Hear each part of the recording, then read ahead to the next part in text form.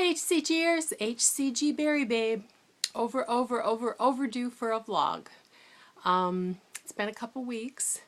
My internet was giving me holy hell. I had a little I have a little portable Wi-Fi, and we used up, passing it around, we used up all of the data. So I'm back on track. I'm caught up on vlogs. I'm back on Facebook. I'm starting to feel actually human again as far as my HCG is concerned. If you remember my ongoing saga, I have been working to actually get to 155 and stay at 155 pending a surgery on my second leg. So I had a little bit of an adventure which was not very pleasant. I'm going to go back to the graph. I had kind of gotten out of control here, and this line here is 155, and when I'm at 156 in the morning, that's what I was last time when I went in for surgery, and by the time I got all struck down and on their scales, I was at 155.5. So to get to 156 is not a bad place for me to be. But you can see, so here I was at 156, and here I was at 156, and I got a little sloppy. I started thinking, this has happened to me a couple times. The losing got really good, and I started thinking that I didn't have to follow the rules as closely. Well, you can see then I started creeping up. And so managed to get back real close, and if you can see here, this is where I dropped my HCG bottle pellets down the radiator, and I just, the bottle fell open, and I usually transfer them into another little bottle. The bottle fell open, and when I reached down to get it, I have a day bed with slats on the back, and I have hot water heat, so I have those baseboards down underneath. And with having had surgery on my one thigh, getting down behind the bed, was quite a challenge. So I just got my hands on the bottle, and it slipped, and the pills went all over the place, and they're still down there. So I had some Intermountain pellets, and those instructions said three pellets 3 times a day, where my HCG bottle was 4 pellets 3 times a day.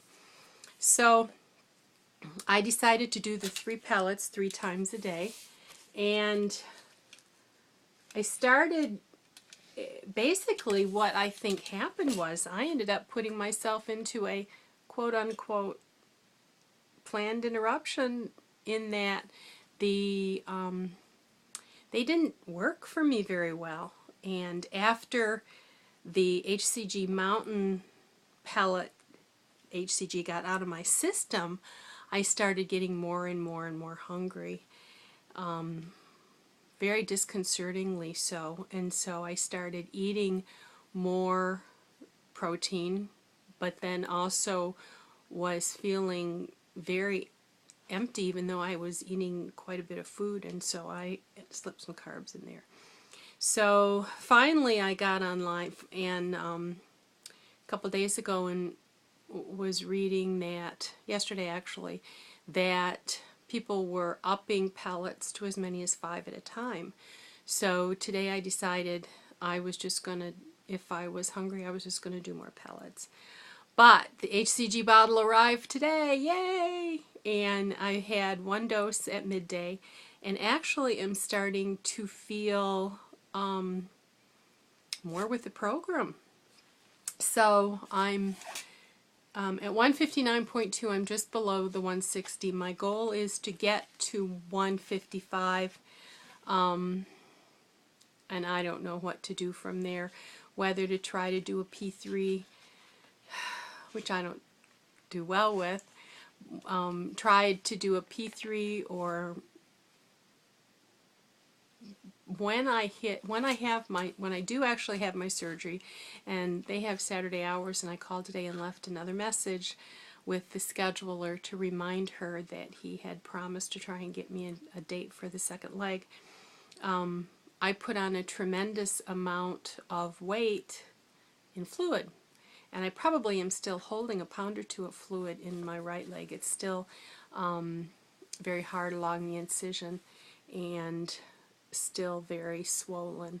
So I may even be pound-wise, actual fat-wise, lower than the 159 reflex.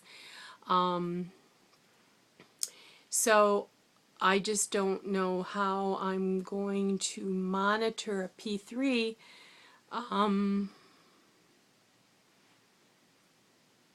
if I can't follow the pounds. So I don't have a date. If I can get down to 155, perhaps I'll try P3 and try to maintain at the 155. I don't know. I usually last about 2 weeks in P3 and then I have to go back into another round. So I don't know. Went to a funeral today, a memorial service today.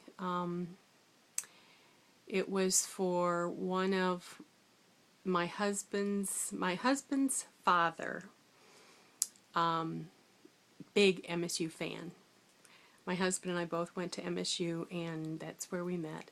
But to the point where my husband's father and this best friend both had big green motorhomes that they would park outside the stadium, and they would tailgate before the games.